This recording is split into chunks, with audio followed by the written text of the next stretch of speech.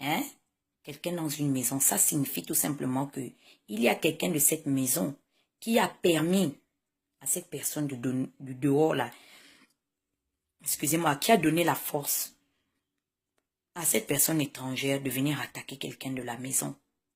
Pourquoi je le dis?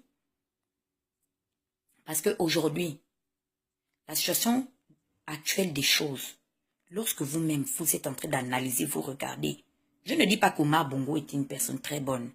Bongo avait ses défauts. Mais, là où quand même je reconnais l'efficacité de Bongo, c'était un rassembleur. C'était quelqu'un qui savait réunir les gens. Lorsqu'il y avait des malentendus, il savait réunir les Gabonais autour d'une table et pouvoir trouver des solutions ensemble. Lorsque le président de l'Assemblée nationale a démissionné, ce n'est pas une des moindres démissions. Ça a non seulement affecté la maman elle-même, Patience Dabani, j'ai entendu qu'elle est tombée dans les pommes. Lui-même, Ali Bongo, était en train de pleurer ici comme un nouveau-né. Pas son deuxième voyage, son premier voyage qu'il est venu. C'est la même période-là, il y a 3 ou 4 semaines-là, que Nzouba a démissionné derrière lui. Avant que Nzouba démissionne, quelles sont les sources de motivation de la démission de Nzouba?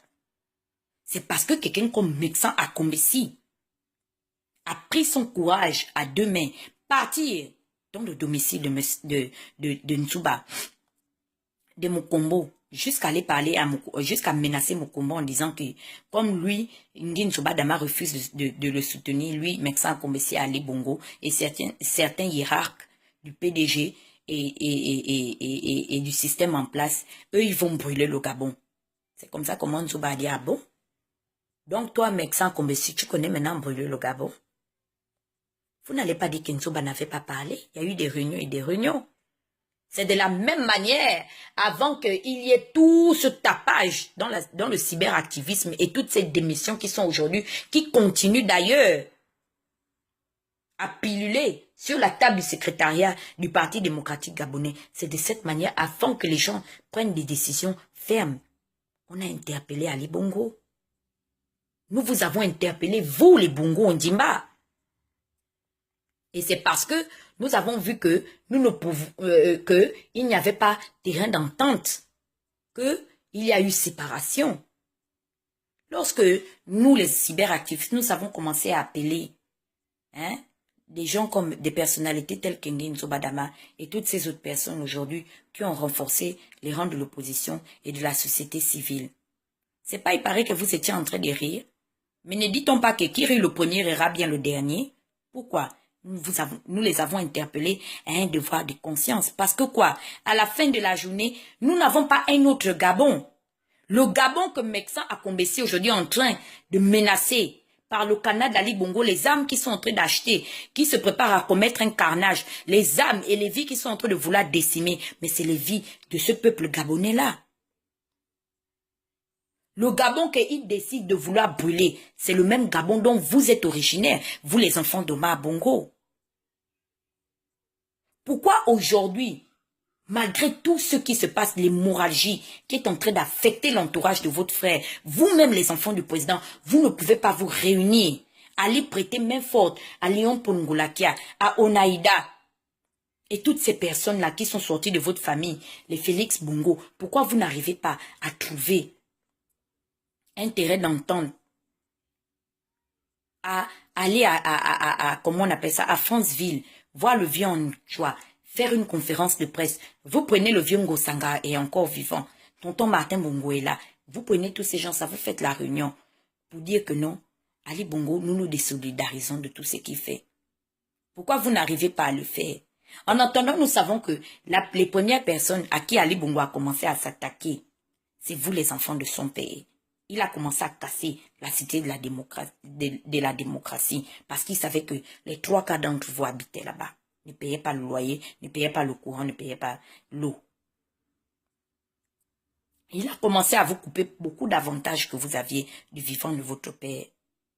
Les 3 quarts d'entre vous qui étiez à l'époque, qui présidaient à l'époque, ou du moins qui présidiez à l'époque les conseils d'administration de plusieurs sociétés, que ce soit parapublic comme paraprivé. Qu'est-ce qu'Ali Bongo a fait? Ali Bongo a commencé à tous vous valser. En particulier, toi, mon grand frère Christian Bongo. Tu n'ouvres toujours pas ta bouche. Donc aujourd'hui, vous qui êtes nés de père et de mère gabonaises, vous allez permettre aujourd'hui que Meksan Akombesi, Souleymane Liban, Seydou Kane puissent brûler le pays là. C'est pas ce pays là aujourd'hui là qu'on vous respecte, vous les Bongo Andimba. Vous allez permettre aujourd'hui que votre grand frère décime le peuple de votre père, que malgré que votre père était là avec sa conjoncture, sa malgouvernance, Bongo n'a jamais pris les armes pour mettre ça sur son peuple. Aujourd'hui, vous savez qu'Ali Bongo est en train d'acheter les armes pour décimer les populations gabonaises. Vous vous taisez. Parce que vous pensez qu'aujourd'hui là, quand Ali Bongo va commencer à brûler nos familles, vous pensez que vous serez épargnés? Vous ne serez pas épargnés parce que vous n'êtes pas plus dictateur que les Savimbi. Vous n'êtes pas plus dictateur que les Mobutu. Vous n'êtes pas plus dictateur que les Bokassa. Ali Bongo a gâté le pays. Quand on disait ça, on disait que c'était faux, non? Nzouba est sorti parler. Mukomo, il a parlé à la 12e législature avant de démissionner que le Gabon ne peut plus continuer à vivre et à forcer de vivre sur le levier de la dette. Ali Bongo a endetté le Gabon plus que le Centrafrique est un pays en guerre. Quand nous calculons la dette des pays de la sous-région centrale, tous les pays de la sous-région, en dehors du Gabon, leur dette s'élève à 35%. Il n'y a que le Gabon qui a doublé de 65%. Ali Bongo a endetté le Gabon de 65%. Qu'est-ce qu'il a fait pendant 7 ans? Où sont les réalisations? Voilà aujourd'hui le scandale des Panama Papers. Vous voulez aussi dire que c'est les opposants gabonais? Vous voulez aussi dire que c'est nous les activistes? On a attrapé le marabout de votre frère Seydou Kane avec un compte offshore, 900 milliards de Bongo CFA ou du Gabon CFA, planqué au Panama. Vous ne dites absolument rien, ça ne vous dit absolument rien. Il y a 15 ans seulement en arrière, qui connaissait les Akombesi? Moi j'ai vu, j'étais à la mort de votre père. Je n'ai pas bu un vin d'une bouteille de 500 €. Saint-Luc et Million, à la mort de Bongo, votre bienfaiteur. Mais à la mort de Médard Akombesi, un anonyme, il y avait des bouteilles de 500 € à son effigie.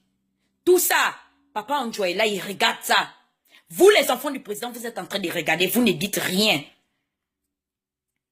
Tandis que même les vieux comme les Raondi, qui sont les vice-présidents du Parti démocratique, tous mes oncles là, comment ils s'appellent aujourd'hui? Moi, je vous avais dit que vous n'aurez jamais. J'avais dit à Ali Bongo, il pensait, il paraît qu'il riait quand je faisais mes vidéos. J'ai dit à Ali Bongo, qu'Ali Bongo, toi, tu penses que nous, les gens de Lokwelolo, nous allons sortir pour te soutenir? Il pensait qu'il riait.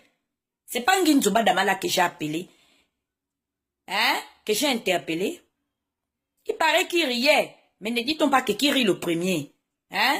Rira bien le dernier. Aujourd'hui, avec tout le nombre de démissions qui continuent à piluler là, sur la table du secrétariat du Parti démocratique gabonais, tout ceci, ça ne vous interpelle pas? Voilà aujourd'hui les barreaux chambriers des députés, ceux qui sont les représentants du peuple. Lui-même, le président de l'Assemblée nationale, il a dit que non, c'est pas comme ça. Vous ne pouvez pas menacer la sécurité des Gabonais. Nous pas préféré enlever son corps. Toi, Christian, tu ne peux pas prendre ton courage à deux mains. Qu'est-ce qui t'empêche de t'opposer à Ali Bongo? Dis-moi. L'argent de la BGD, mais Christian, toi, tu as volé plus que la majorité des autres personnes aujourd'hui qui sont venues nous retrouver dans les rangs du combat. Qui sont aujourd'hui assis dans les rangs de l'opposition. Non. Christian, vous allez accepter que ce soit toi, que ce soit Alfred, que ce soit Arthur, que ce soit Irmine, Alima, tous les enfants de Bongo. Vous allez accepter aujourd'hui que Meksan Akombesi menace la sécurité et la vie des Gabonais. De quel Gabon ils sont en train de parler? C'est pas le même Gabon dont nous sommes tous originaires. Parce que vous pensez qu'aujourd'hui, si Ali Bongo brûle le Gabon, lui vivra, mais qu'Ali Bongo demande, c'est pas M. Borussio sera au Gabon, le statement que je suis allé voir avec les représentants de l'opposition de Brazzaville, lorsque nous étions au département d'État, il faut demander à M. Borussio. Moi, je lui ai dit que M. Ali Bongo compte brûler le Gabon, mais il faudrait qu'il sache une chose. Il brûlera avec nous. Ça veut tout simplement dire que ce pays-là, On n'a pas un pays de rechange. C'est tout ce que nous avons. De la même manière dont Pascaline s'était levée pour venir dire que vous, les Bongo Nimba, vous avez un dénominateur commun. En dehors de tous les problèmes que vous avez, c'est Bongo Nimba. Nous aussi, le peuple gabonais, nous vous disons que nous avons un dénominateur commun avec vous. C'est le Gabon. La récréation est terminée. Maintenant, quitte à mourir pour ce pays, nous allons mourir. Ali Bongo, quand tuer les Gabonais, eh bien, il faudrait qu'il sache que il mourira avec nous. Nous allons vous emporter avec nous. Demandez bien ce qui s'est passé. 1 million de morts au Rwanda. Vous pensez seulement que les millions de morts là, il y avait que les auteurs? Ah, non, hein. C'était, les gens s'entretuaient. C'était les deux côtés. Mais le Rwanda a continué d'avancer. Les gens sauront qu'il était une fois au Gabon, ça s'est passé. Ce qui est en train de se passer au Gabon, ça ne s'est jamais passé. Si ça ne vous interpelle pas, aujourd'hui, vous les enfants du président, allez vous asseoir dans la maison d'Anjoua. Appelez le côté de Félix Bongo, le vieux Ngosangavi encore. Les tontons Martin, vous appelez vos parents. Vous faites une déclaration pour dire que vous vous désolidarisez de ce qu'Ali Bongo fait. Si vous ne le faites pas, à partir d'aujourd'hui, nous considérons que vous êtes des ennemis d'État. Vous êtes des ennemis du peuple. Et nous allons vous traquer comme on a traqué les Mobutu, comme on a traqué les Savimbi. Aujourd'hui, les petits-fils de Mobutu sont là, ils se cachent. Beaucoup ont enlevé les noms. Vous pensez que, malgré qu'ils ont enlevé les noms, on les connaît? Je les ai même demandé à un ami, ils ont refusé de me prendre. Je connais, ce sont les enfants, les petits-enfants de Mobutu. C'est de la même manière dont vous aussi, les Bongo. C'est pas on a commencé à arracher vos patrimoines, les biens pour lesquels Bongo refusait de construire le Gabon, au lieu de bitumer les routes, construire les hôpitaux et les écoles. Il allait acheter les immeubles aujourd'hui, là, les patrimoines, là. C'est pas aujourd'hui, c'est l'État français qui est en train de récupérer ça. Hein?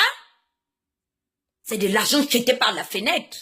Quand on dénonce ça, vous dites qu'on est contre vous. Je vous appelle aujourd'hui, vous, les enfants du président Omar Bongo, particulièrement que ce soit Christian Bongo. Ya Christian, tu m'entends très bien. C'est la dernière chance que vous avez. Avec vous, les gens de Ngoni, il faut vous asseoir. L'affaire d'Ali Bongo, c'est nous qui devons régler ça. Le sang des Gabonais ne doit pas couler à cause de vos conneries de ce que vous avez fait. De l'argent du Gabon. Voilà l'affaire des Panama Papers. Avec les Suleiman Liban, nous devons nous asseoir. 900 milliards de francs CFA attrapés chez Seydou Khan, dans un compte appartenant à Seydou Khan offshore. Nous devons nous asseoir. La sécurité du peuple gabonais, personne ne peut jouer avec ça. Si même Omar Bongo n'a pas joué avec ça, c'est pas Ali Bongo. C'est un menteur. Donc, je vous interpelle aujourd'hui un devoir de conscience. C'était Tata Huguette, l'activiste gabonaise et la voix de la masse silencieuse. Allez-y bien réfléchir et venez me répondre. C'est tout ce que j'ai à dire pour l'instant. Bye.